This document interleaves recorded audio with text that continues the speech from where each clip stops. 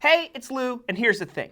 Evidence has emerged that we've reached peak car, that young people especially are looking to reduce their dependency on motor vehicles.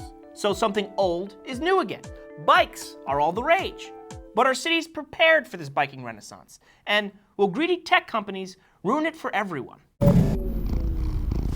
Cars have created problems. More bikes could be the solution. Less congestion, less pollution, less noise, less public space devoted to parking, less expensive, and more exercise. And when you're on your bike, it's easy to stop at a cafe or a bookstore and spend some disposable income. So that could be a boost for local businesses and local tax collectors. Now, these are things that Northern European countries like the Netherlands... Actually, Paige, let's finally use the map. A big chunk of Europe, including the Netherlands and Denmark, realized bikes would alleviate many of the problems I just talked about. This was in the 1970s, a time when volatile oil prices were threatening the world economy. So these countries built biking infrastructure and encouraged a cycling culture.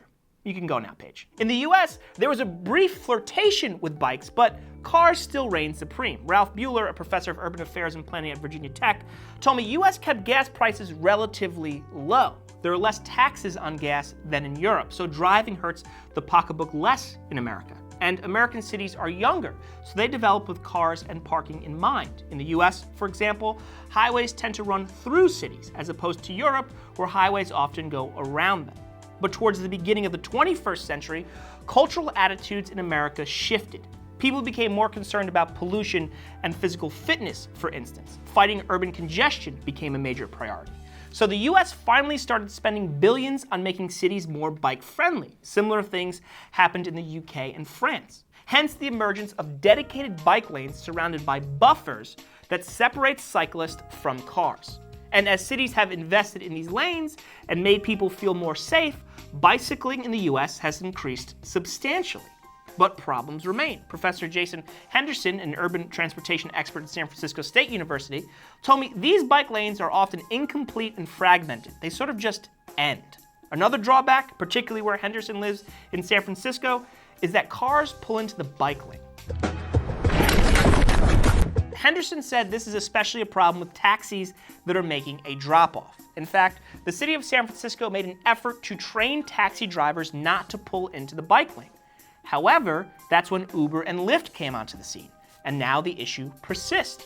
Speaking of Uber and Lyft, Henderson told me they are in direct competition with bikes. Statistics show that most people use bikes for short trips, to the train station, to the coffee shop, etc. Uber and Lyft appeal to the same customer. As one blog called it, Uber is walking for lazy people. But I digress. Another reason for the rise in biking, bike sharing. The first 4 modern bike-sharing systems in the United States emerged in 2010.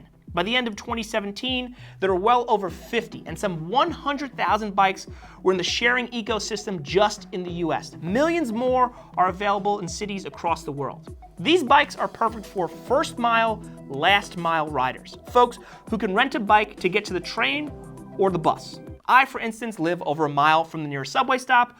Parking is difficult to find around that stop, especially in the winter. I probably should ride a bike. Anyway, in the past, these shared bikes had to be docked, that is, left in a specific and secure place, a sort of kiosk. But now, dockless bike sharing is growing in popularity. Simply take out your smartphone, agree to a really low price, and the bike unlocks. The dockless companies encourage you to leave the bike in a certain place, but really, you can leave it wherever you want. When you're done riding, just lock up wherever you are. That part, the wherever you want part, is becoming a huge pain for cities. Photos showing dockless bikes obstructing pedestrian traffic or winding up in really strange places have gone viral. Many critics call these systems not dockless, but rogue. Dallas, Texas, all of a sudden, is trying to manage an influx of 20,000 dockless bikes. That's the largest fleet in the US, even though Dallas is really hot and not exactly a bike-friendly city.